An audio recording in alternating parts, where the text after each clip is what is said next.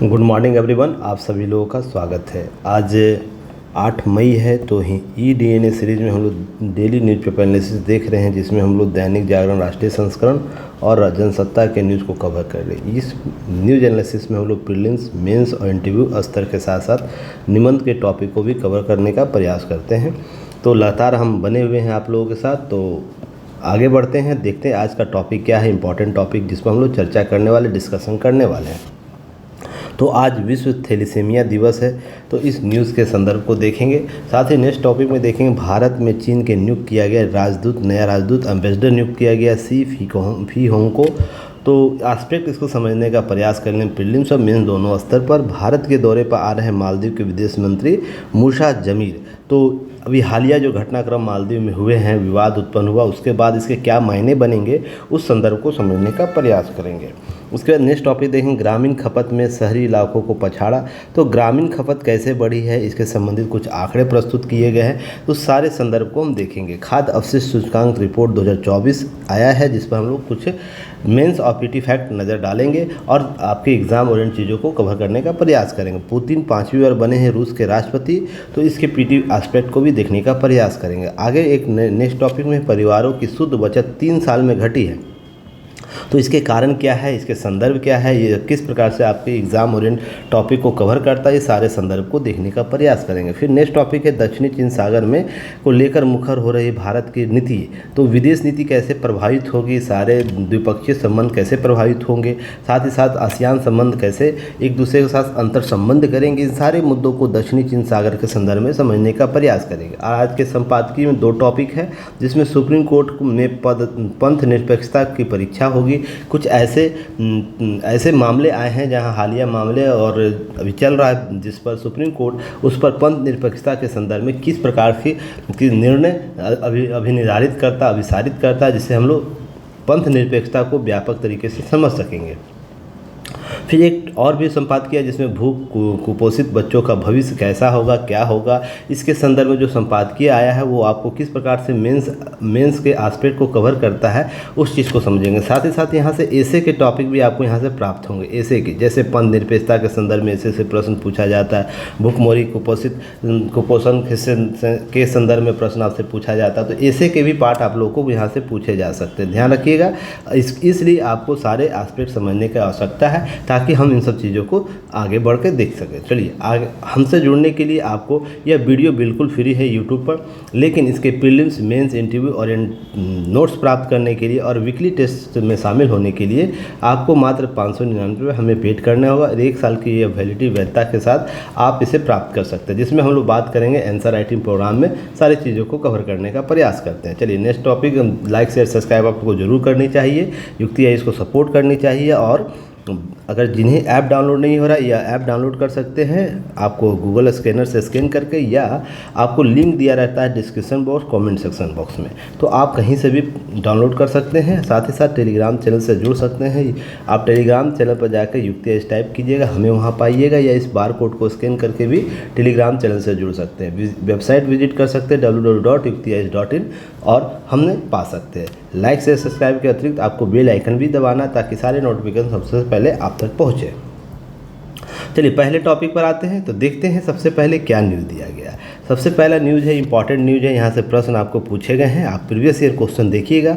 विश्व थैलेसीमिया दिवस से प्रश्न पूछा गया। तो ये कब मनाया जाता है? प्रत्येक वर्ष 8 मई को मनाया जाता है। तो ध्यान रखिएगा, थैलेसीमिया क्या है? एक अस्थायी रक्त विकार है। आपसे प्रश्न पूछेगा क्या है? ब्लड डिजीज है। तो यह एक आनुवांशिक प्रकार का बीमार है। ध्यान रखिए, यह भी आपको प्रश्न पूछ सकता है, ये किस प्रकार का बीमारी? तो आनुवांशिक है, जो एक जनरेशन के बाद दूसरे जनरेशन में डीएनए के थ्रू ट्रांसफर होता है। तो ध्यान रखिएगा, आनुवांशिक आपको बीमारी है, जिसके कारण एक रोगी के लाल रक्त कणों अर्थात आरबीसी होता है, उसके पर्याप्त हीमोग्लोबिन नहीं बन पाती, इसलिए इसे थैलेसीमिया के तौर पर देखा जाता है। ध्यान रखिए, इसके कारण एनीमिया हो सकता है। एनीमिया नामक बीमारी होता है। रोगियों को जीवित रहने के लिए हर 2 से 3 सप्ताह के बाद रक्त चढ़ाना होता है, जिसमें हम लोग आपको उसकी आवश्यकता बढ़ जाती है, जिसके कारण यह बीमारी बहुत ही घातक हो जाता है, या इसमें खर्च अधिक हो जाता है, इसलिए यह बहुत ही घातक तरीके से बच्चों को प्रभावित करता है। इन सारे तथ्यों को समझने का प्रयास कीजिएगा।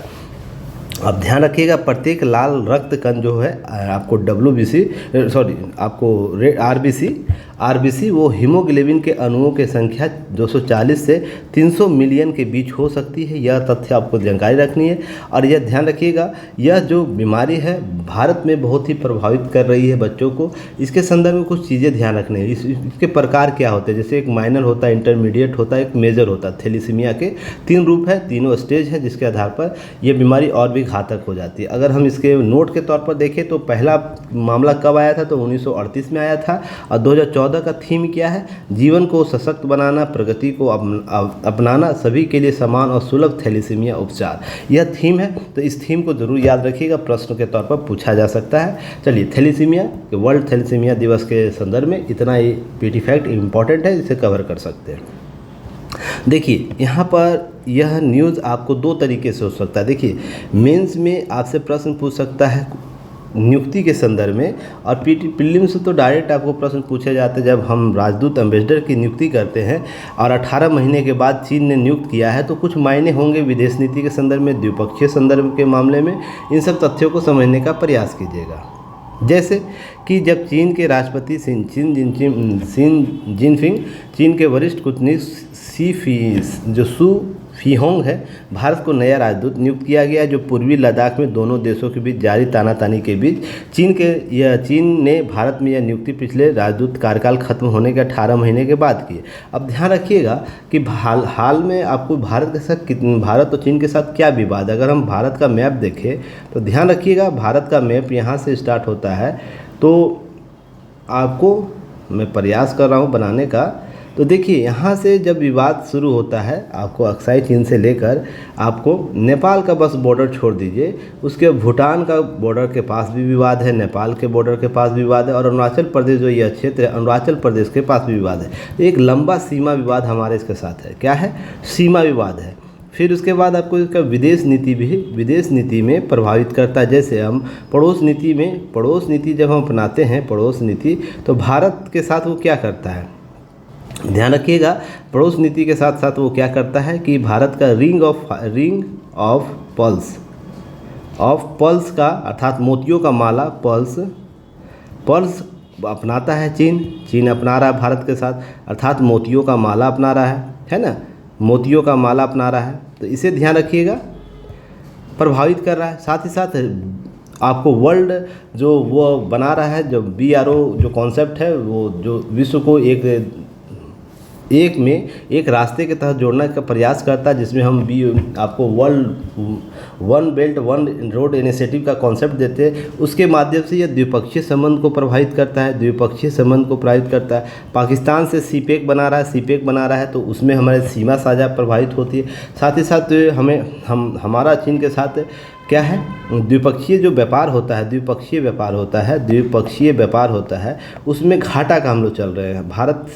भारत अर्थात घाटा के तौर पर देख रहे हैं। भारत का क्या होता है, आयात निर्यात का हम बात करें, आयात और निर्यात का बात करें, तो ध्यान रखिएगा, हम चीन से अधिक आयात कर रहे हैं, और हम अपनी जो चीन से अधिक आयात कर रहे हैं, और क्या कर रहे हैं कि हम अपना जो वस्तु है उसे कम निर्यात कर रहे हैं। हम चीन की बात करें, आयात अधिक हो रहा है भारत में, और निर्यात हम चीन में कम कर रहे हैं। तो इससे क्या होता है, व्यापार घाटा बढ़ रहा है। तो व्यापार घाटा क्या करता है कि और भी चीज़ों को उभार कर सामने लाता है। तो बहुत से ऐसे मुद्दे हैं जो भारत और चीन के साथ द्विपक्षीय संबंधों को प्रभावित करता है। तो आपसे प्रश्न के तौर पर पूछा जा सकता है। नेक्स्ट टॉपिक पर हम बात करेंगे, यह बहुत ही इंपॉर्टेंट टॉपिक है, ध्यान रखिएगा। और यहाँ से प्रश्न आपको लगातार प्रश्न पूछे गए हैं, कुछ ही वर्ष पहले प्रश्न पूछे गए। जब भी भारत और मालदीव के संबंध में विवाद उत्पन्न होता है, तो प्रश्न वहाँ से उभरे हैं। तो देखिए, भारत के दौरे पर कल आ रहे हैं मालदीव के विदेश मंत्री। कौन है विदेश मंत्री? मूसा जमील, वो भारत के दौरे पर आएंगे। हालिया अगर विवाद की हम बात करें भारत और मालदीव के बीच, देखिए, एक तो पर्यटन को लेकर विवाद चल रहा था, कुछ कैंपेन चल रहे हैं, मालदीव में कैंपेन चल रहे हैं। सरकार की नीति है, मालदीव सरकार की नीति है। साथ ही साथ हम क्या करें, चीनी प्रभाव में मालदीव प्रभावित हो रहा है, भारतीय हितों को प्रभावित कर रहा है। यह सब मुद्दे हैं। फिर आपको रक्षा के संदर्भ में मुद्दे हैं, सैनिक के संदर्भ में मुद्दे हैं। सैनिक को वापसी किया है, मालदीव ने भारतीय सैनिकों को वापसी कर दिया। प्रौद्योगिकी या अवसंरचना निर्माण की हम बात करें, और उसके अवसंरचना निर्माण की बात करें, ये सब प्रभावित हुआ।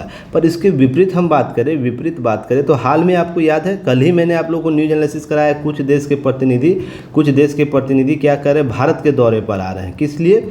लोकसभा चुनाव के लोकतंत्र को कैसे मजबूत कर रहा है, लोकतंत्र कैसे मजबूत कर रहा है चुनाव के दौरान, उस प्रक्रिया को समझने का प्रयास करें। विजिटिंग प्रोग्राम जो है 23 से अधिक देश आ रहे हैं, उसमें मालदीव के भी प्रतिनिधि हैं। तो दूसरे एस्पेक्ट में मालदीव और भारत के रिश्ते विदेश नीति के तौर पर कहीं ना कहीं बेहतर हैं, पर ऐसा है कि कुछ प्रयास ऐसे हैं, कुछ घटनाक्रम ऐसे हैं जो चिंता का विषय उत्पन्न कर देता है। अगर ऐसा विवाद होता है कि पूरी तरह भारत के पास और मालदीव के बीच विवाद रहता, पूरी खाई रहती, तो इस प्रकार के जो इनिशिएटिव लिए जाते हैं तो इनको बुलाया नहीं जाता। तो यह थोड़ा सा समझने का प्रयास है। जब हम पड़ोसी देशों की बात करते हैं तो हम पड़ोसियों को बदल नहीं सकते हैं। अटल बिहारी वाजपेयी का जैसा कूटनीतिक निर्णय था जिसमें उन्होंने बातें ये कही थी, हम पड़ोसियों को बदल नहीं सकते हैं। दोस्त बदल सकते हैं पर पड़ोसियों को बदल नहीं सकते। इसलिए हमारी जो नीति होनी चाहिए ना, पड़ोसी नीति के संदर्भ में उसके दोनों एस्पेक्ट होने चाहिए, जिसमें हम उसके अवसंरचना निर्माण की बात कर सकें, जिसका उसका निर्माण हो सके, और संरचना निर्माण, और दूसरा उसका क्या कर सके, हम विकास और समृद्धि कर सके।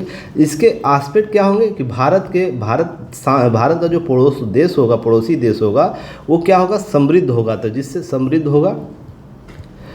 होगा, जिससे विकास के क्रम में वो क्या होगा, वहाँ पर गृह युद्ध या इस प्रकार से विवाद उत्पन्न होगा। इस प्रकार से और आपको क्या नहीं होगा, आतंकवादी घटना नहीं होगी, या आपको क्या होगा, इस तरीके के विवाद उत्पन्न नहीं होगा, जिसके कारण वो अशांत देश होगा। अशांत देश जैसे पाकिस्तान को देख रहे हैं, अशांत देश बना हुआ है। तो समस्या क्या है, इस प्रकार से जितना हमारा देश शांत होगा, जैसे बांग्लादेश की हम बात कर ले, भूटान की बात कर ले, शांत देश होता, उसके साथ हमारे संबंध और भी बेहतर होंगे।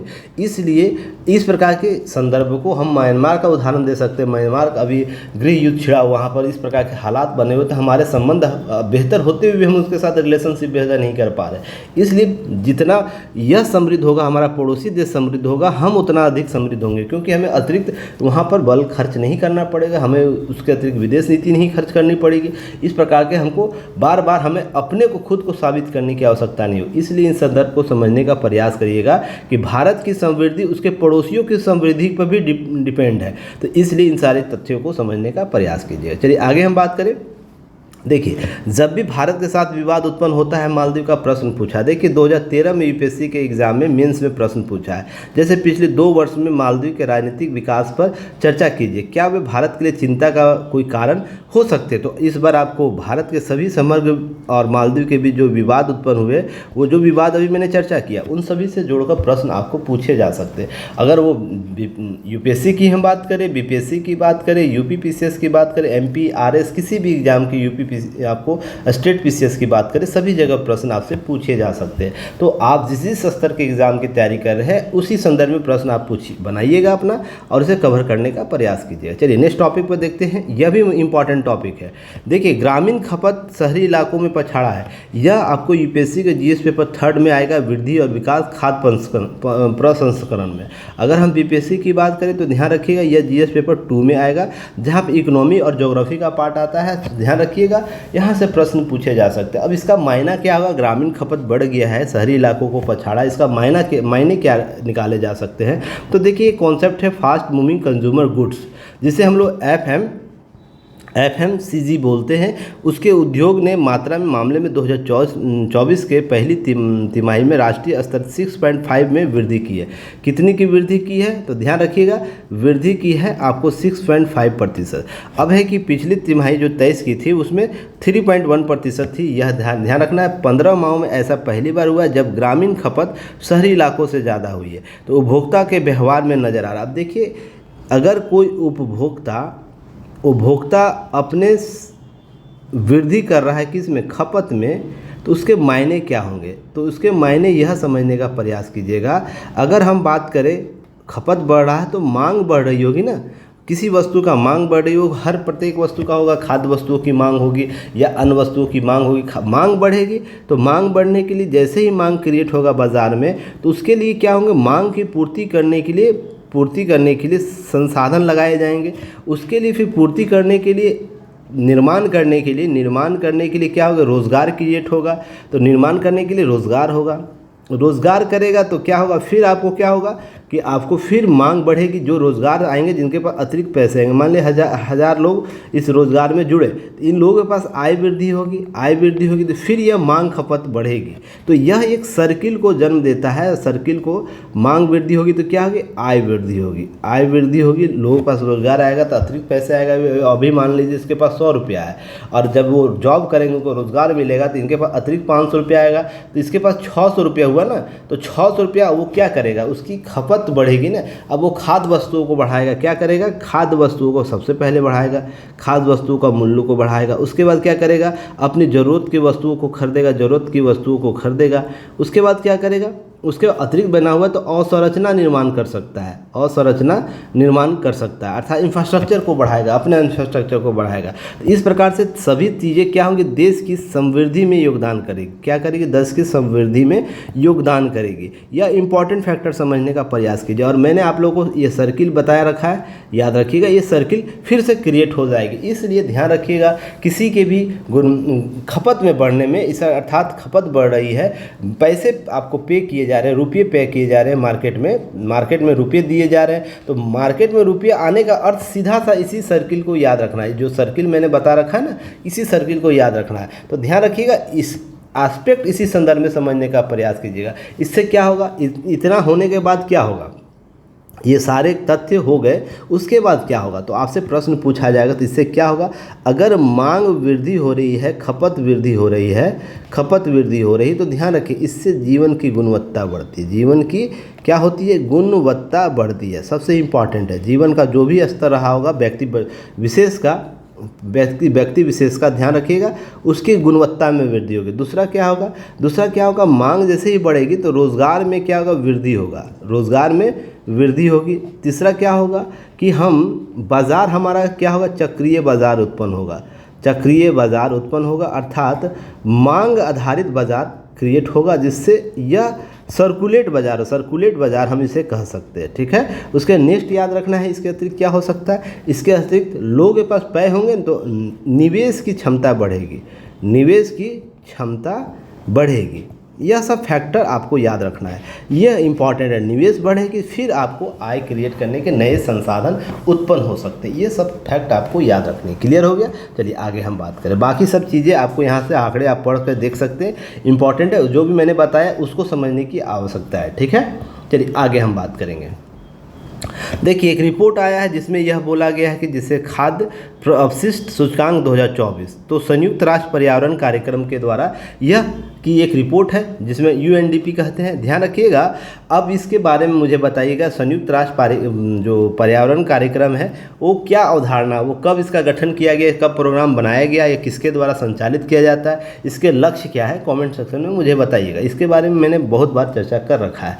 अब आगे हम रिपोर्ट की बात करते हैं। देखिए, यह UPSC के GS पेपर 3 में जाएगा, सूचकांक वाले टॉपिक में जाएगा, गरीबी या भूखमरी वाले टॉपिक में। यहाँ से प्रश्न पूछे जा सकते टैग करके। हम BPSC की बात करें तो BPSC में GS पेपर 2 में या GS पेपर 1 में, जहाँ सूचकांक को डायरेक्ट करंट के टॉपिक से पूछ सकता है। ध्यान रखिएगा, करंट के टॉपिक से टैग करके पूछ सकता है, या आपको GS पेपर 2 में ही प्रश्न पूछेगा। तो यह BPSC के संदर्भ में देखिए, UP PCS, MP PCS, RS अपने अपने सिलेबस के अनुसार आप इस टॉपिक को टैली कर लीजिएगा। देखिए, इस रिपोर्ट में क्या कहा गया है।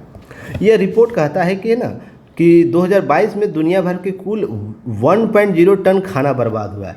2022 में कितना बर्बाद हुआ है, तो याद रखिए 0.15 टन यह खाना क्या हुआ, बर्बाद हो गया। और आप जानते हैं, आप भी घर में बर्बाद करते हैं, और यह खाना निर्माण करने में, भोजन निर्माण करने में, अन्न निर्माण करने में देश की कितनी संसाधन लगती है, व्यक्ति का कितना संसाधन लगता है, वो पैसे के मूल्य से नहीं बताया जा सकता। मान लीजिए आपके पास आपकी खपत करने की क्षमता 1 लाख रुपया है, ठीक है ना, 1 लाख रुपया आपकी खपत करने की क्षमता है। तो इसका मतलब यह नहीं है कि आप जो प्रकृति के संसाधन उसकी बर्बादी करें।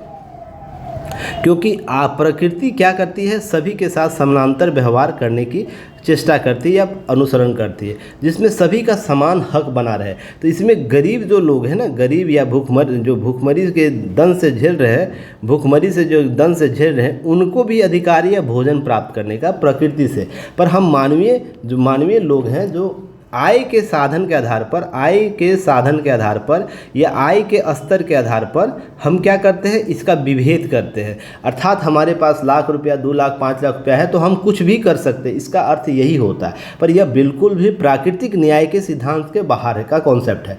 आप इसके लिए आपको नहीं देता है कि आप किसी भी तथ्य को या खाना को या किसी के अवसर को छीन सके। और देखिएगा कुछ वर्षों के बाद यह आपको भारत के न्यायिक व्यवस्था के द्वारा मौलिक अधिकार के संदर्भ में भी परिभाषित कर दिया जाएगा। क्योंकि जैसे नियम कानून बन रहे हैं, जैसे प्रकृति चेंज हो रही है, लोगों की आवश्यकता बढ़ रही है ना, तो न्यायिक व्यवस्था में जब यह जब रीट जाएगा PIL के तहत जाता है, तो वहाँ पर ध्यान रखिए, जैसे है ना अनुच्छेद 21 के तहत बहुत से अभी हाल ही में जैसे ना जैव विविधता के अगर नुकसान हो रहा है, जिससे हमारा जीवन प्रभावित हो रहा है, तो उसको क्या किया गया, आर्टिकल 21 के तहत मौलिक अधिकार बनाया गया ना। वैसे ही इस प्रकार के कॉन्सेप्ट को भी मौलिक अधिकार के संदर्भ में परिभाषित कर दिया जाएगा। इसे समझने के प्रयास कीजिएगा। इस रिपोर्ट में क्या कहा गया, इसे देखिए कि 1.0 टन खाना बर्बाद हुआ, जिसमें 60% खाना घरों से, 2.8% होटलों से और 13% खाना खुदरा क्षेत्र के बर्बाद हुए। अब यह कितना महत्वपूर्ण डाटा, इसे ध्यान रखिएगा। अब हम 60% कहाँ खाना बर्बाद करें, घर से, हमारे और आपके घर से बर्बाद हो रहा है। आप अतिरिक्त बना देते, अतिरिक्त फेंक देते हैं, नहीं खा पाते। बहुत लोगों की नौटंकी भी रहती है, हम ये नहीं खाएंगे, हम घर में खाना बन जाता है, बहुत खाना बन जाएगा घर में, जितने परिवार है उसके लिए खाना अनुपात में बन जाता है। पर कुछ बच्चा क्या बोलेगा, हम ये नहीं खाएंगे, हम वो नहीं खाएंगे, पर वो खाना क्या होता है, बर्बाद होता है। जिसके कारण 60% आंकड़ा यह आया है इस रिपोर्ट में, जो घरों से खाना बर्बाद है। 2.8% खाना क्या होता है, होटलों से बर्बाद होता है। और आपको लगता होगा कि होटलों में ही सबसे ज़्यादा खाना बर्बाद होता है, ऐसा बिल्कुल भी नहीं है। यहाँ 60% जो खाना होता है घरों से बर्बाद होता है। घरों में बहुत से फंक्शन होते हैं, फंक्शन में भी बर्बाद होता है। अभी ध्यान रखिएगा, इस प्रकार खुदरा क्षेत्र में भी बर्बाद 13% होता है। इसे ध्यान रखना आप लोगों को। क्लियर है। आगे हम बात करेंगे कि 2022 में वैश्विक खाद्य आपूर्ति करीबन 17% का हिस्सा उपभोग के बजाय बर्बादी हो जाता था। अब देखिए यहाँ पर वैश्विक स्तर पे एक व्यक्ति एक साल में 132 किलोग्राम भोजन क्या कर रहा है। तो यहाँ पर एक फैक्ट आया, प्रति व्यक्ति बर्बादी कितना कर रहा है खाना का, तो प्रति व्यक्ति 132 किलोग्राम। ध्यान रखिएगा, प्रति वर्ष आपको खर्च कर रहा है। अब ध्यान रखिएगा, प्रति व्यक्ति यह जो है 132 kg, आपको ध्यान रखिएगा, आप किलोग्राम kg आप बर्बाद कर दे रहे हैं प्रत्येक वर्ष। इसलिए यह इंपॉर्टेंट फैक्ट है, इसे याद रखिएगा। आप और हम क्या कर रहे हैं इसे ध्यान रखिए। इसके अतिरिक्त हम बात करें, यहाँ एक व्यक्ति साल भर में तकरीबन 55 किलोग्राम भोजन व्यर्थ कर देते हैं। दक्षिण एशियाई देशों की हम बात करें, भारत की स्थिति अगर अन्य दक्षिण एशियाई देशों के मुकाबले हम बात करें, तो भारत के प्रति व्यक्ति लोग कितना खर्च कर रहे हैं, बर्बाद कर रहे हैं, इसे ध्यान रखिएगा। किसमें कम से कम कितना, 55 kg। यह भारत का आंकड़ा है, ध्यान रखिएगा। दक्षिण पूर्व एशिया की हम बात करें, भारत रीजन से लेकर एशियाई कंट्रियों तक की बात हो रही है। अब जबकि पड़ोसी देशों में मालदीव की बात करें, एक व्यक्ति प्रति साल में औसतन 207 किलोग्राम खर्च कर रहा है। अफगानिस्तान 127, पाकिस्तान 130, नेपाल में 93, बांग्लादेश में 82, श्रीलंका में 76, भूटान में 19। तो ध्यान रखिए, खाना बर्बाद है। तो आंकड़े कितना बेहतर दिए गए हैं पेपर में, आपको प्रश्न यहीं से पूछे जाएंगे और आप लोग इधर उधर भटकते हैं, किसी भी न्यूज एनालिसिस को देखते। इसलिए मैं बार बार बोलता हूँ कि पेपर को पढ़िए, पेपर को पढ़ लीजिए, उस पर महारत हासिल कर लीजिए, आपके सारा डाटा फैक्ट आपके कवर हो जाएंगे। प्रीलिम्स के स्तर पर भी, मेंस के स्तर पर भी डाटा आपको क्लियर होंगे। अब देखिए इसका डाटा, यही डाटा आप लोगों से पूछा जाएगा। इसके अतिरिक्त क्या होगा, खाना की बर्बादी एक सामाजिक और मानवीय चिंता का विषय नहीं है, पर्यावरणीय दृष्टि से भी ये चिंता की। देखिए अब कितना बेहतर ये बात बता रहा है कि यह जो खाना बर्बादी है ना, केवल इसको मानवीय गलती नहीं माने, क्या करें, मानवीय गलती नहीं बोले। इससे दो तरीके के क्रिएट हो रहे, जैसे पर्यावरणीय समस्या तो हो ही रहा है, पर्यावरणीय समस्या उत्पन्न हो रहा है, सामाजिक और आर्थिक या मानवीय हम घटना इसे नहीं मान के पर्यावरणीय समस्या उत्पन्न। इसके लिए क्या, खाना बर्बादी सिर्फ उसे उत्पादित करने में शामिल ऊर्जा, ईंधन, पानी की बर्बादी होती है। अगर हम 1 kg खाना बना रहे हैं तो उसके लिए हमें किस किस के स्रोतों की खर्चा होती है। तो इसमें हम लोग क्या करते हैं, इसमें हम लोग ऊर्जा खपत करते हैं। ऊर्जा में हो सकता है बिजली से हम खाना बना रहे हो, हम क्या कर रहे हैं, गैस से खाना बना रहे हो। तो यह क्या हो रहा है, इसके लिए हम पे कर रहे हैं ना, इसके लिए कोई भी साधन तो लगा हुआ है। इसके अतिरिक्त उत्पादन के लिए क्या होगा, अतिरिक्त उत्पादन के लिए क्या होगा, पर्यावरण का क्षति होगा ना। कॉन्सेप्ट एक साथ जुड़े हुए हैं। इसी तरह का हम किसी प्रकार संग्रह कर रहे हैं, पैकेजिंग कर रहे हैं, परिवहन कर रहे हैं, तो क्या उससे भी आपको समस्या उत्पन्न होती है। जिससे आपको देख रहे होंगे लैंडफिल में भोजन की हानि, अवशिष्ट निपटान ग्रीन हाउस गैस उत्सर्जन करता है। अब खाना देखते हैं कहीं स्टोर में फेंका जाता है, कहीं भी आप गड्ढे में देखते हैं, कहीं स्टोर पर देखते हैं, वहाँ पर ग्रीन हाउस गैस आपको वहाँ बदबू बहुत देता है। तो आप देखते हैं वहाँ ग्रीन हाउस गैस उत्सर्जन होता है। ग्रीन हाउस गैस उत्सर्जन का अर्थ क्या है, उत्सर्जन का मतलब सीधा सा है कि जलवायु परिवर्तन को यह प्रभावित करेगा, उसमें महत्वपूर्ण भूमिका अदा करेगा।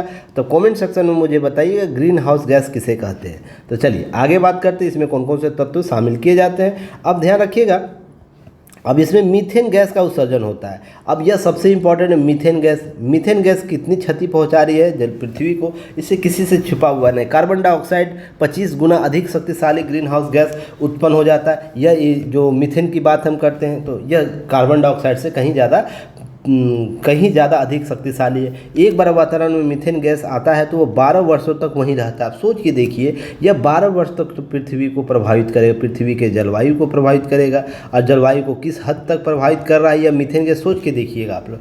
ग्लोबल वार्मिंग के योगदान देता है। अगर हम खाना बर्बाद करना बंद कर दें, वैश्विक ग्रीन हाउस गैस उत्सर्जन में हम 8 से 10% की कमी करते हैं। अगर हम अपनी जो प्रति व्यक्ति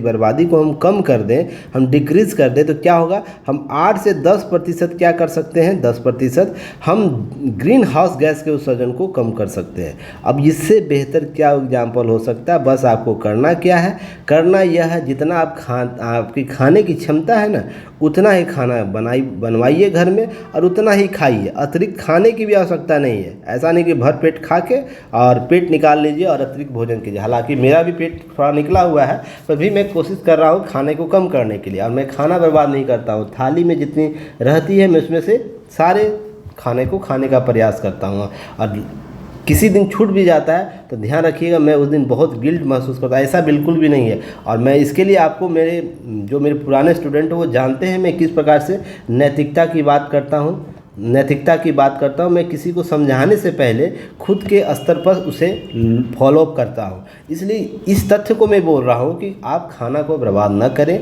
और जितना हो उतना ही खाना बनाइए। कहीं न कहीं आप एक सर्किल के तहत जुड़े हुए हैं।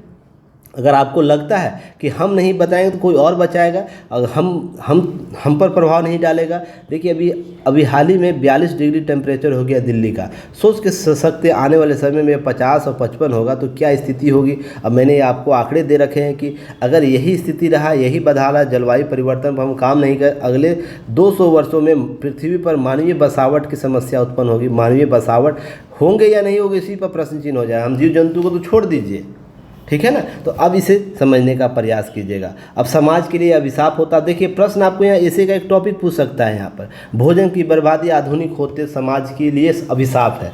अब इस पर लिख देगा तो ये सब डाटा आपको प्रश्न, अब ऐसे में यही सब प्रश्न निबंध में यही सब प्रश्न पूछे जाते हैं निबंध में, ध्यान रखिएगा। अब यहीं से एक टॉपिक निकाल देगा। अब कन्फ्यूज हो जाए कैसे ये अभिशाप बन गया भाई। अब आप लोग आंकड़े कैसे देंगे, साधारण आंकड़े आप प्रस्तुत करेंगे, इधर उधर की बातें करना शुरू कर। देखिए इस लेख में कितना बेहतर आपको चीज़ें बताई गई है। पहले रिपोर्ट की चर्चा की गई, आंकड़े प्रस्तुत किए गए, उसके बाद प्रति व्यक्ति कितना खर्च किया वो बताया गया, फिर कुछ देशों के आंकड़े दिए गए जो सबसे ज़्यादा बर्बाद हो रहा है। उसके भोजन की बर्बादी में सामाजिक मानवीय चिंता के विषय कैसे हैं और साथ साथ जलवायु परिवर्तन के मुद्दे कैसे हैं। जलवायु green house gas carbon dioxide gas के साथ तुलना करके बताया, उसके 12 वर्ष का कैसे वो घातक साबित होता है। इन सारे तथ्यों को अवशिष्ट प्रबंधन की बात करता है। ये सब कैसे बात करता है इसे समझने का प्रयास, इसलिए अभिशाप के तौर पर इसे देखा जाता है। अब ध्यान रखें, अगर भोजन के बाद इसी तरह रही तो 2030 तक दुनिया भर में भूखमरी उन्मूलन के लिए संयुक्त राष्ट्र द्वारा लक्षित जीरो हंगर लक्ष्य हासिल करना भी मुश्किल हो जाएगा। तो यह आपको SDG गोल से भी जुड़ा हुआ मामला है। तो आपसे प्रश्न यहाँ से पूछा जाएगा, निबंध में प्रश्न पूछा जाएगा, ऐसे में आपको निबंध में प्रश्न पूछा जाएगा, मेंस में प्रश्न पूछा जा सकता है। तो आप तय कीजिए आपको कैसे तैयारी करनी है। मेरे स्तर से आप लोग जो चीज़ें बताई जा रही है वो कनेक्ट कीजिए अपने सिलेबस के साथ और उसी के अनुसार तैयारी कीजिए, आपको समाधान जरूर मिलेगा। और आप लोग को कैसा वीडियो लगता है, कल एक बच्चे ने स्टार रैंकिंग दिया, मुझे 5 रैंकिंग दिया, आप लोग भी कर सकते हैं। आप लोग को कितना स्टार लग रहा है? 1 स्टार लग रहा है कि मेरे कंटेंट आपको हेल्पफुल है, 2 स्टार, 3 स्टार, 4 स्टार, 5 स्टार, जरूर कमेंट कीजिए कितना आप लोग इस प्रकार के पहल कर सकते हैं। देखिए बहुत बेहतर है किसी को भी प्रमोट करने का कि कोई बच्चा, देखिए एक बच्चा है ना, वो अनजान होता हर चीज़ से, दूसरे बच्चे को देखता है कि क्या उसकी आपको क्या उसमें कमेंट किए गए, रिव्यू सिस्टम है, आप उसे कीजिए, दूसरा बच्चा स्वतः आकर्षित होगा। तो आप लोग अपने स्तर पर हमें तो सपोर्ट कर ही सकते हैं ना, लिखने में क्या जाएगा। अगर जो लगता है आपको लगता है 1 स्टार है, 2 स्टार है, 3 स्टार है, 4 स्टार है, 5 स्टार है, आप जो स्टार लग रहा है आप लिखिए, स्टार का सिंबल बनाकर आप अपने स्टार पर दे सकते हैं, ठीक है ना। एक बच्चे ने कल दिया 5 स्टार तो आप भी दे सकते हैं। अब देखिए PT फैक्ट यहाँ पर 5वीं बार बनेंगे रूस के राष्ट्रपति, तो इसके संदर्भ में डाटा फैक्ट है। इसे पुतिन इससे पहले 2000 में, 2004 में, 2012 में, 2018 में राष्ट्रपति पद संभाल चुके हैं। 2024 में राष्ट्रपति पद चुनाव लड़ने के लिए उन्होंने संविधान में परिवर्तन कराया था और इस प्रकार से देखने को मिलता है। इनको तानाशाह भी एक प्रकार से बोला जा रहा है। तो वैसे देखिए किसी भी देश का है ना, किसी भी देश का हम XYZ हम किसी भी बात कर रहे हैं XYZ, वो उसके जनता के स्वीकृति पर डिपेंड करता है, स्वीकृति पर डिपेंड करता है उसके शासन प्रशासन कैसे होंगे, शासन और प्रशासन कैसे होंगे। अगर वहाँ की जनता को लगता है कि पुतिन साहब हमारे लिए उपयोगी है तो आप दूसरा देश उसका मीडिया कुछ भी कह दे उससे कोई फर्क नहीं पड़ेगा, पर उसके जनता वहाँ के शासन प्रशासन को स्वीकृति ही नहीं देगी तो वो मीडिया, विश्व की मीडिया उसकी आलोचना करे या ना करे उससे कोई मतलब नहीं है। इसके समझने का प्रयास कीजिएगा, ठीक है ना। चलिए आगे हम बात करेंगे इसी में। अब परिवारों की शुद्ध बचत 3 साल में घटी है। तो देखिए शुद्ध बचत, अभी मैंने बोला क्या कि आय आपको खपत बढ़ी है ग्रामीण इलाकों की, शहरी इलाकों का, परिवारों की शुद्ध बचत 3 साल में घटी है। अभी एक टॉपिक में अलग टॉपिक था, यहाँ पर कुछ और बातें हो रही है, इसको समझने का प्रयास कीजिए। देश में परिवारों की शुद्ध बचत 3 वर्षों में 9 लाख करोड़ से अधिक घटकर वित्त वर्ष 2022-23 में 14.16 लाख करोड़ रुपया रह गई। अब सांख्यिकी कार्यक्रम मंत्रालय, कार्यक्रम क्रियान्वयन मंत्रालय है, तो मुझे यह बताइएगा ये किस मंत्रालय के अधीन है ना मंत्रालय है। तो यह कौन कौन सी रिपोर्ट प्रस्तुत करता है, रिपोर्ट कौन कौन सी प्रस्तुत करता है, मैं इस पर मैंने पहले कभी नोट्स दे रखा है आप लोगों को, प्रीवियस PDF देखिएगा, आप लोगों को नोट्स मिल जाएगा। इसकी स्थापना कब की गई, इसका भी मंत्री कौन है, मुझे यह बताइएगा। चलिए अब है राष्ट्रीय खाता सांख्यिकी 2024 के अनुसार वित्त वर्ष 2020-21 में परिवारों की शुद्ध बचत कितनी थी, 23.29 लाख करोड़ रुपया पहुँच गई थी। लेकिन उसके बाद इसमें लगातार गिरावट आई, उसके लिए शुद्ध बचत घटकर इतना हो गई। अब कम हो के यह कितना हो गई, 14.16 लाख करोड़ रुपया आ गई है। अब है कि 5 वर्षों में सबसे निचले स्तर पर है शुद्ध घरेलू बचत की हम बात करें। अब ध्यान रखिएगा ये सब आंकड़े प्रस्तुत किए गए हैं, ठीक है ना।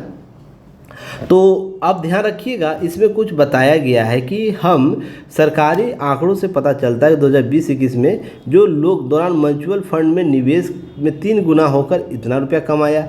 अब उसके शेयर और डिवेंचर में परिवारों की निवेश की अवधि बढ़ाई गई, लगभग दुगना हो गया। ये सब आंकड़े दिए गए। तो देखिए बैंक ऋणों में भी इन 3 वर्षों में दुगना होकर यह हो गया, इतना रुपया आया। आपको यह आंकड़े दिए गए हैं। वित्तीय संस्थानों और गैर बैंकिंग वित्तीय कंपनियों की तरफ से परिवार को दिया जाना ऋण वित्त वर्ष में आपको 4 गुना बढ़ गया। तो अब ध्यान रखिए शुद्ध बचत की बात हो रही है। तो जो खर्च वो करता है ना, जो खर्च कर रहा है, खर्च करने के बाद उसके पास कुल बचत कितनी हो रही है, जो उस पर अतिरिक्त व्यय वो नहीं कर पा रहा, अतिरिक्त व्यय नहीं होगा, उसी को कुल बचत, शुद्ध बचत के तौर पर देखते हैं हम लोग, है ना।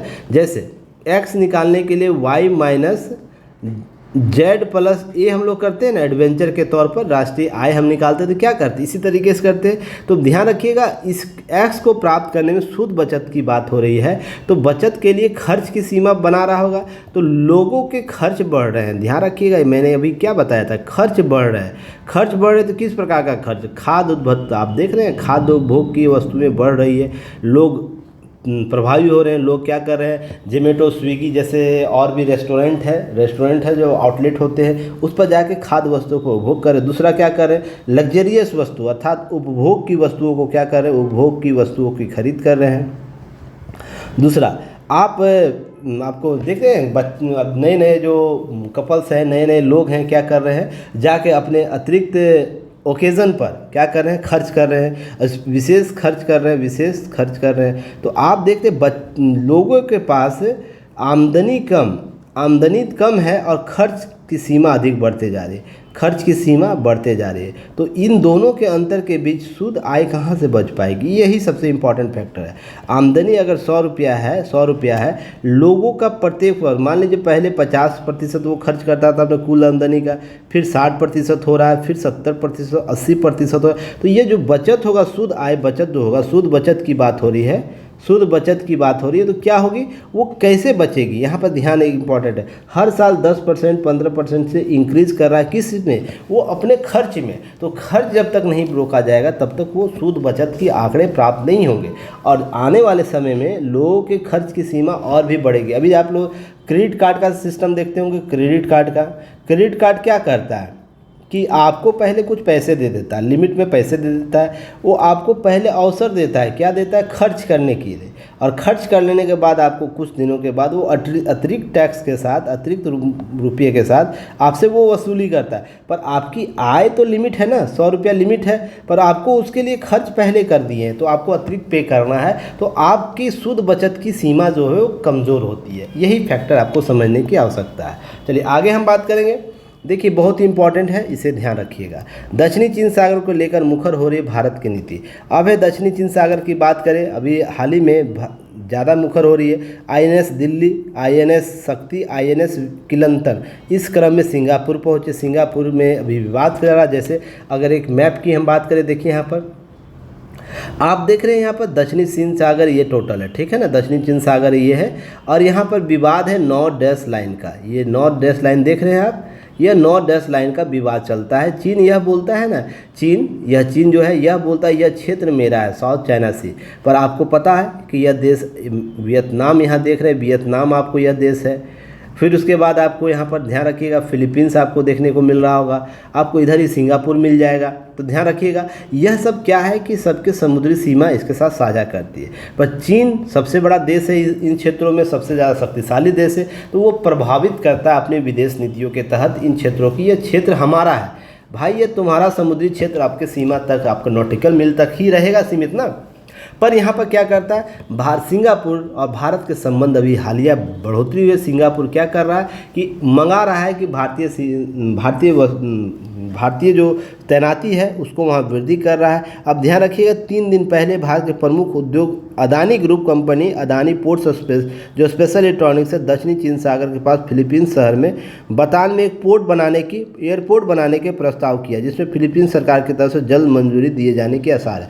तो फिलीपींस में अब ध्यान रखिएगा, आपको फिलीपींस देख रहे हैं, फिलीपींस में आपको यहाँ पर सरकारें निजी तौर पर, सार्वजनिक सरकारें जो हैं, आपको भारत सरकार और निजी व्यक्ति भी यहाँ पर फिलीपींस में अपने प्रभुत्व को स्थापित करने का प्रयास करें, अपने निवेश को स्थापित करने का प्रयास करें, जिससे हम इसके अंतर्द्वंद को क्या कर सकें, चैलेंज कर सकें। साथ ही साथ ये देश भी मजबूत हो ताकि अपने आप को यह सुरक्षित कर पाए। देखिए सभी देश अपनी सीमाओं को सुरक्षित करने के लिए अग्रसर है। अब चीन इसके लिए काउंटर करेगा, तो उसके अन्य आयाम निकाले जाएंगे, तो उस पर हम चर्चा करेंगे। अब देखिए वास्तविक नियंत्रण रेखा LAC पूर्वी लद्दाख की बात करते हैं। कुछ हिस्सों को लेकर अप्रैल 2020 में जारी विवाद के साथ, मैंने अभी पहले ही लेख में बताया जब चीन के साथ हमारे क्या क्या सीमा विवाद है किस तरीके से, तो वो देखिए अड़ियल रवैये के भारत रुख भी बदल रहा है।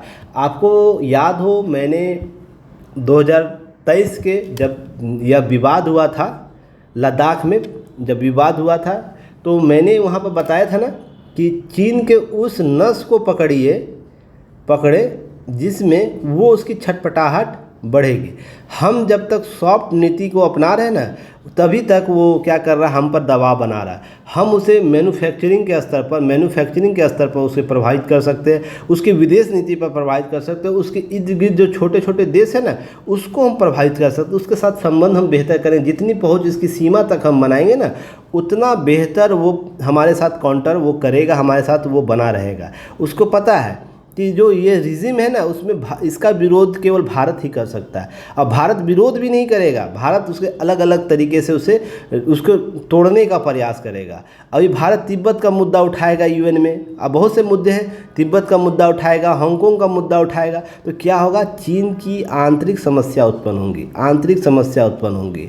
और इस चीज़ को लेकर समस्याएं जब उत्पन्न होगी तो चीन है ना, इन सब भारत के सीमा विवाद को समाप्त करने के लिए एक टेबल पर आएगा, और हम उस दिन क्या करेंगे, उसके साथ वार्तालाप करेंगे। देखो, अब तुम बहुत कर लिए ये सब विवाद, अब समाप्त करो इन सब चीज़ों को। अब ध्यान रखिएगा, ये सब चीज़ें हुई हैं, दक्षिणी चीन सागर को लेकर परिचालन हुआ है। भारत और सिंगापुर की तरफ नौसेनाएं पहली बार अच्छे संबंध देखने को मिल रहे हैं, ये सब आकर। अब ध्यान रखिएगा, अब ये सब चीज़ सिंगापुर की नौसेना भारत और सिंगापुर की नौसेना के बीच संवाद बढ़ने से बढ़ती आक्रामक गतिविधियों के बताते हैं। भारत और चीन के बीच के 2021 की बात करें, दक्षिणी चीन सागर में करीब देशों के साथ नौसैनिक संबंध भी ज़्यादा सक्रियता के साथ दिखाने का प्रयास किया है। अब इसके अतिरिक्त जून 2020 में ध्यान रखें, हिंसक झड़प को जोर देखते हुए जब चीन के बॉर्डर पर, भारत के बॉर्डर पर चीन विद्रोही देखने को मिला, तो 2024 में विदेश मंत्री एस जयशंकर फिलीपींस, दक्षिण कोरिया, जापान यात्रा के दक्षिणी चीन सागर के रूप को देखा था और इन सब चीज़ों को समझने का प्रयास किया था।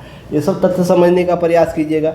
ये नॉर्थ डैश लाइन है ना, इसको बहुत बेहतर तरीके से आप लोग समझिएगा। यही विवाद का कारण है जो भारत को इसके अंदर एंट्री दे रहा है, क्योंकि भारत की सीमा के साथ चीन का विरोध चल रहा है। अरुणाचल प्रदेश की बात करें, लद्दाख की बात करें, अक्साई चीन की बात करें, ये सब मुद्दा जो हमेशा रहता है। क्लियर हो गया, आगे बढ़ते हैं। अब देखिएगा, ध्यान रखिएगा, इसके अतिरिक्त चीन के साथ विवाद के कारण बहुत से और भी हैं। देखिए, जैसे सीमा विवाद है, मैंने बताया था, पहले ही टॉपिक में बता रखा, जिसमें नियुक्ति की गई थी उसी समय। इसी को समझने का प्रयास, सीमा विवाद के पास विदेश नीति में है। विदेश नीति में जिसमें हम लोग बात करते हैं माला रिंग ऑफ पल्स की बात करते हैं, माला का कॉन्सेप्ट है।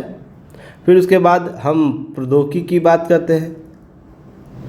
अभी नया अभी मैन्युफैक्चरिंग के लिए भी एक नया विवाद उत्पन्न हो रहा है कि मैन्युफैक्चरिंग भारत कर रहा है, तो WTO का मुद्दा सामने उभर रहा है। हालांकि देखिए, अभी शुरुआती दौर पर है, और भी चीज़ें तथ्य उभर कर सामने आएंगे। ये सब चीज़ों को ध्यान रखना आप लोग को। चलिए, यह भी टॉपिक आपके लिए इम्पॉर्टेंट है, यह यूपीएससी के जीएस पेपर 2 में आपको काम देगा। हम बीपीएससी की बात करें तो यह जीएस पेपर 2 में पॉलिटी के सेक्शन में आएगा। सुप्रीम कोर्ट में पंथ निरपेक्षता की परीक्षा। अब ऐसा क्या मालूम है, जैसे विरासत टैक्स पर राजनीतिक दलों के जो तकरार उत्पन्न हुई है, उसी के बीच विरासत में हिस्सेदारी का ऐसा मामला सुप्रीम कोर्ट पहुंच गया। पंथ निरपेक्षता का परीक्षा लेगा। यह मामला केरल के साफिया का है। अब इसे समझिएगा, केरल का साफिया मामला क्या है। वह एक मुस्लिम परिवार में जन्मी है, लेकिन न तो उसके पिता इस्लाम का पालन करते और न ही वह, यही नहीं, वह स्वयं को एक्स मुस्लिम कहती है, अर्थात मुस्लिम से वो धर्म परिवर्तन कर ली है। तो एक्स मुस्लिम ऑफ केरल नामक संगठन महासचिव, यह इस्लाम छोड़ चुके लोगों के संगठन जो हर वर्ष 9 जनवरी को एक्स मुस्लिम दिवस मनाता है। आपको यह भी ध्यान रखना, प्रश्न पूछ सकता है, एक्स मुस्लिम दिवस कब मनाता है भारत में, तो हर वर्ष 9 जनवरी को मनाता है। अब इस संगठन के सदस्य लगातार बढ़ रहे हैं, ऐसी बातें हो रही हैं, लेकिन एक्स मुस्लिम ऑफ केरल इस्लाम छोड़ने वाले भारत का पहला संगठन है। एक्स मुस्लिम इसे खारिज करते हैं कि कोई खुदा है जिसमें सारी दुनिया बनाई है, वहीं उसे चलाता है। कुछ एक्स मुस्लिम ऐसे भी हैं जो स्वयं को एथिक्स नास्तिक के बजाय इग्नोस्टिक बनाते हैं। जो इग्नोस्टिक यानी ऐसा व्यक्ति जो यह समझता है कि हो सकता है कोई अल्लाह ईश्वर हो, लेकिन यदि ऐसा है तो उसकी इबादत पूजा करने की कोई ज़रूरत नहीं, ऐसा इसकी बात, यह तथ्य है। अब यह क्यों चर्चा हो रही है, इसे समझिएगा। दोनों तरीके, अगर हम बात करें धर्म या पंथ क्या है, यह क्या एक जीवन जीने का तरीका मात्र है, जीने का तरीका मात्र है। ऐसी बात होती। दूसरा, स्वयं को समाज में संतुलित करने की, समाज में संतुलित रखने का साधन है ना। तीसरा ध्यान रखिएगा, नियम और कानून इसलिए बनाए गए ना किसी धर्म और पंथ में कि सामाजिक दायित्व बना रहे, दूसरे के अधिकारों का हनन ना हो। तभी तो हम ईश्वर अल्लाह के नाम पर आप डराया जाता है, इसे गलत संदर्भ में नहीं समझने की आवश्यकता। इससे क्या होता है, इससे दूसरे के अधिकारों को संरक्षित करने का प्रयास किया जाता है। यही मूल स्वरूप है। उसके बाद और भी बहुत सी चीज़ हो सकते हैं, इसके अतिरिक्त और भी तथ्य जोड़े जा सकते हैं, पर बेसिक चीज़ें पर यही है। हमको जीवन का एक तरीका देता है, स्वयं के सम्मान संतुलित रखने की स्थिति बनाता है, साधन देता है। नियम कानून इसलिए बनाए गए कि सामाजिक दायित्व बना रहे और दूसरे के अधिकारों का हनन नहीं करे। जब इसका हम लोप करते हैं या इसे तोड़ते हैं या अतिवादिता करते हैं, किसी भी धर्म या पंथ की बात हो रही है, वो सनातन को हो या इस्लाम की हो, जैन की हो, बौद्ध की हो, या किसी पे अति हम जब करेंगे ना, इसी प्रकार के विवाद क्रिएट होंगे। क्योंकि सभी को अपने मौलिक संदर्भ में बोलने का हक है, जीने का हक है, और उसके लिए अपने पंथों का, अपने धर्मों का अनुसरण करने का हक है। अब इसके लिए विवाद क्रिएट नहीं होगा। मान लीजिए कोई एक्स था, उसे ऐसा लगा कि एक्स मुस्लिम कोई था, उसे ऐसा लगा कि मुझे उस धर्म में संभावनाएं ही नहीं दिख रही इस प्रकार के कॉन्सेप्ट को अपनाने का। और मूल स्वरूप में यही कॉन्सेप्ट सभी जगह लागू है। आप किसी भी धर्म पंथ को पढ़िएगा, देखिएगा, समझिएगा तो यही बेसिक स्ट्रक्चर के तौर पर सामने आएगा। अब किसी व्यक्ति विशेष को यह लगता है कि यह जो है ना, यह हमें पूर्ति नहीं हो रहा है, तो क्या करेगा, इससे बाहर जाने की बात करेगा। इसलिए वो एक्स होता है मुस्लिम होता है, कभी एक्स हिंदू होता है, एक्स बौद्ध होता है, या एक्स जैन होता है। इसी प्रकार से आपको समझने का प्रयास कीजिएगा। पर सभी के बीच में एक मौलिक यही अंतर होगा, वो बेहतर जीवन जीने का प्रयास करेगा। क्या करेगा, बेहतर जीवन। उसमें वो किसी प्रकार का दबाव महसूस नहीं करना चाहता। क्या दबाव महसूस नहीं करना चाहता, यह बातें आपको समझने की आवश्यकता है। और जो धर्म पंथ अगर दबाव देगा, वो इसी प्रकार के लोग उभर कर सामने आएंगे। एक एग्नोस्टिक होगा, एक आपको नास्तिक होगा, एथिस्ट होगा। अब इसी प्रकार से एक्स मुस्लिम एक धारणा विकसित किया है, इसे समझने का प्रयास कीजिएगा। आगे हम बात करते हैं। इतना हो गया। इसके बाद साफिया जो है एक्स मुस्लिम इसलिए बनी क्योंकि उनका मानना है कि इस्लाम महिलाओं के अधिकारों को नहीं देता, उनसे भेदभाव भी करता है।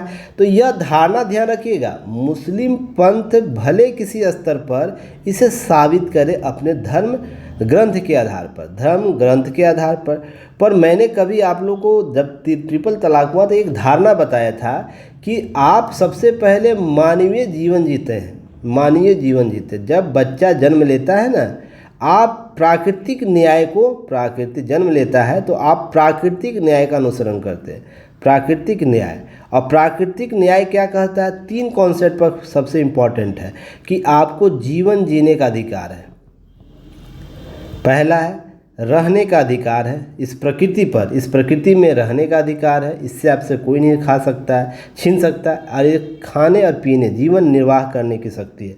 खाने पीने का हक कोई नहीं छीन सकता, अर्थात इसे हम निर्वाह सिद्धांत बोलते हैं, निर्वाह सिद्धांत।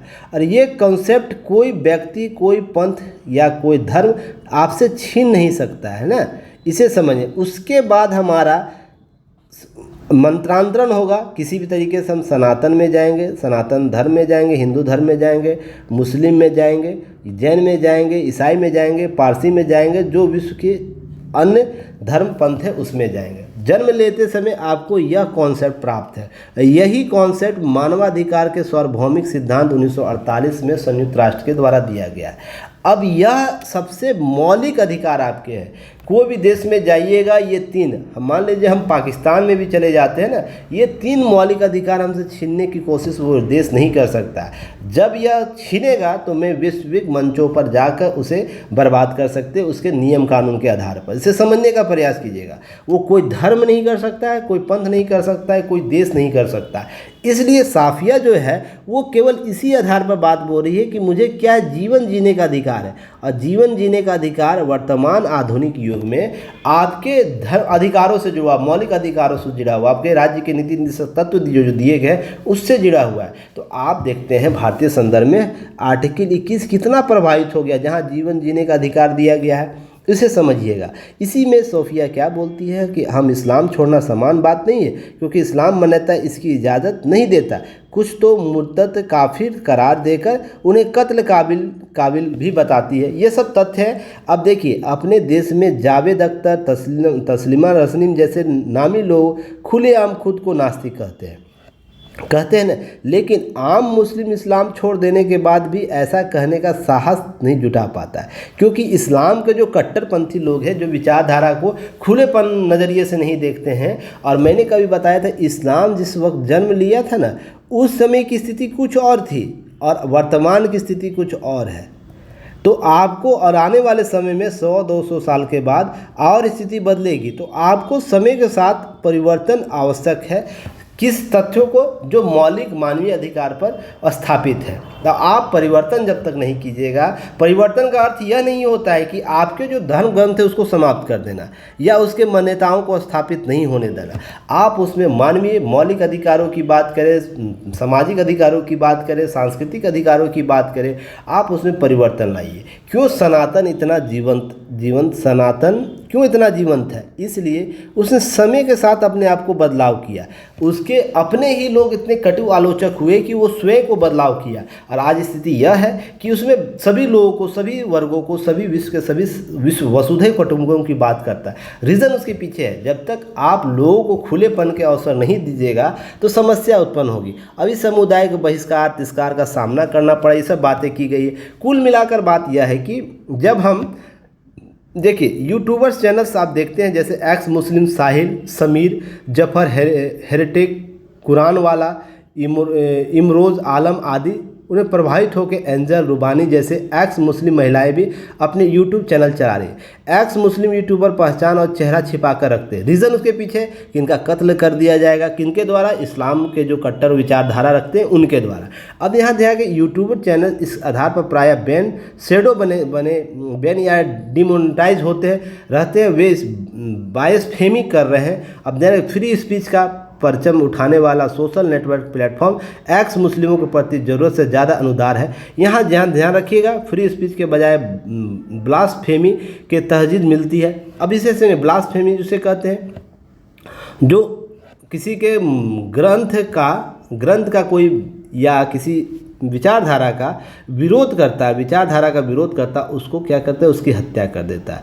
इसी को ब्लास्फेमी कहते हैं। अब ध्यान रखिएगा, इसको सभी लोग तहजीब देते हैं, पर जो अपने विचार को रखता है, अपने विचारों को, जीवन के अधिकारों को रखता है, प्राकृतिक न्याय की बात करता है, मौलिक अधिकारों की बात करता है, उसको गलत मानता है। तभी तो उसे यूट्यूब जैसे चैनल या कोई भी विश्व की जनसंख्या क्या करती है? उसे उस धारणा को विकसित करती है। अभी मान लीजिए आप इस्लाम के बारे में कुछ कह दीजिए तो इस्लाम पंथी के लोग आपको घर में आके मारेंगे। रीज़न उसके पीछे है कि वो बर्दाश्त नहीं करते। इसके लिए धारणा विकसित करनी होगी सभी जगह, आप सामाजिक स्तर पर, राजनीतिक स्तर पर, न्यायिक स्तर पर, और इसी का लाभ शुरू से हो रहा है। अब सोच के देखिए ना, इस प्रकार के कॉन्सेप्ट क्यों रीज़न लेते हैं? रीज़न उसके पीछे लगते हैं कि इस वर्ग के लोग अधिक पढ़े लिखे नहीं हैं। उसके बाद पंथ के आधार, धर्म के आधार पर उसे संगठित करना आसान होता है, जिहाद के नाम पर संगठित करना आसान होता है, पर जिहाद का मायने उस ग्रंथ में कुछ और ही दिए हुए हैं। उसे पढ़ने की आवश्यकता, उसे समझने की आवश्यकता है। इसी मामले में साफिया एक ऐसी महिला है जो अपनी पहचान और चेहरा छिपाए बगैर सक्रिय है। उन्हें सुप्रीम कोर्ट में दरवाज़ा इसलिए खटखटाना पड़ा कि क्योंकि शरीयत कानूनों के चलते उनके पिता उन्हें आधी संपत्ति की हिस्सेदारी नहीं बना सकते। अब देखिए शरीयत का मामला है प्लस विरासत का मामला आया हुआ है हाल ही में सैम पेत्रोदा जी के द्वारा, कांग्रेस के जो नेता है उनके द्वारा। अब यह मामला समझिए, शरीयत कानून यह बोलता है हम विरासत महिलाओं को नहीं देंगे, संपत्ति का अधिकार नहीं देंगे। अब है कि उन्हें आनुवांशिक बीमारी डाउन सिंड्रोम से ग्रस्त होने भाई को कुछ और हो जाता है तो उसके हिस्से 2/3 संपत्ति उनसे मिलने के बजाय उनके रिश्तेदारों को चली जाएगी। अब सोच के देखिए, अब इसका ओरिजिन 2 है, एक बेटा है, एक मेल है, एक फीमेल है।